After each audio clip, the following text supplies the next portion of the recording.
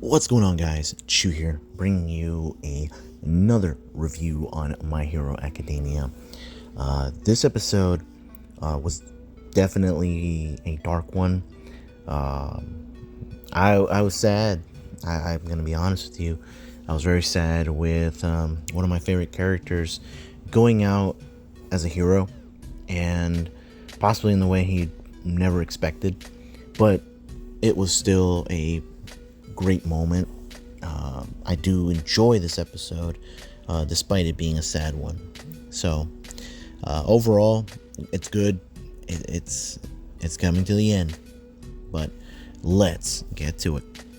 So we start this episode with a kind of like a flashback with All Might thinking about his mother, his childhood, singing a song, and him looking back at all the things or all the lights that he had at growing up.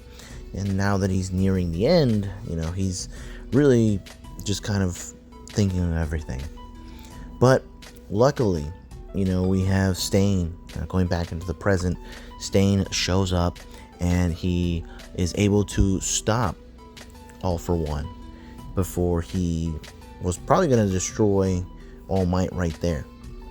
And luckily, with him licking the right blood, we see that Stain helps out for a minute. We see how Stain decided to do this.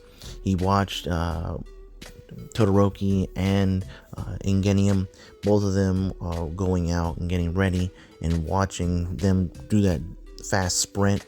He then decides to kind of help out, which I'm glad. He gave that speech to motivate All Might, and now he's going in and helping him in the best way that he knows how. Unfortunately, and this is the part that I hate, it was very, very short-lived, because when we see that All Might and Stain are going to go for the hit, we see that All for One actually expels all his blood out, which he says he kind of purifies and just keeps changing. Therefore, he never leaves a trace of himself, which I think was kind of BS, because during the fight, he never thought about doing this, but I think actively during that moment, that's when he did that. So, we never seen him do that before until now, so kind of plot armor there. But we have him then crushing Stain, which was horrible, and then throwing him across buildings. And obviously, Stain is he's no All Might. He's not going to survive that. And he's just like basically on death's doors when we see that the only thing left that's interesting about Stain for All for One is the ability of the blood curl. And I hated it. And we see him jetting over there, and All Might also trying to race over there. And unfortunately, we see that Stain does end up dying, and the ability is taken away, but not before he sees All Might and knowing that All for One will be defeated. So RIP to a great. Honestly, he's been one of my favorite characters in this series. I hated it that he's going this way, but he goes out a hero. But now we see that All Might has nothing. Hercules actually tries to defend him one last time, and it's not enough. We see that he's got no armor. He's on death's door. He thinks about his master. He even thinks about Sir Night-Eye, and it's just the delusion, or at least to keep him motivated.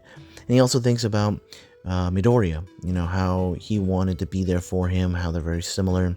Even having Midoriya's mother, how it's like, please live on, teach him, continue to raise him this way.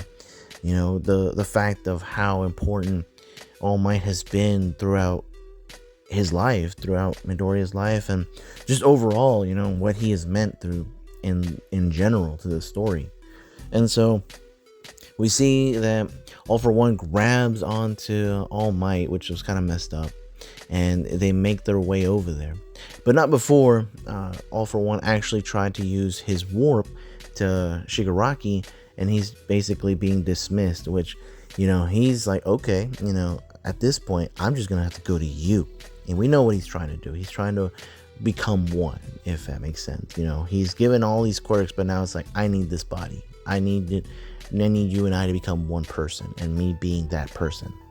But while this is happening, we have the fight between Shigaraki and Deku still happening. The fight is pretty locked in. Shigaraki's like, aren't you going to go save All Might? And that's when we see All Might being dangled in the air by All For One. And he's fighting tears. We do see these tears, but he's just, he's in the situation where he can't do anything. There's no one else to help him. He's stuck. He can't get away from the locked in battle that he is with Shigaraki. All For One's approaching. No one's stopping anybody. And we see that even the lookout tower, basically, let's call it that, like the school is falling apart, and Gentle can't hold on to him. So everything is going bad. Anything that can go bad is going bad. But it isn't until the very end, the surprise of all surprises, we see Bakugo coming back from the dead. He is back, and we see that he is looking like a shining hero here. And it sucks because he's still very much injured, but he is back up and he's ready to join the fight. So it's looking good. It was beautifully animated, very sad, which makes it perfect, but I definitely enjoyed it. Let me know what you guys think. As always, I'll stay safe, and I'll catch you all later.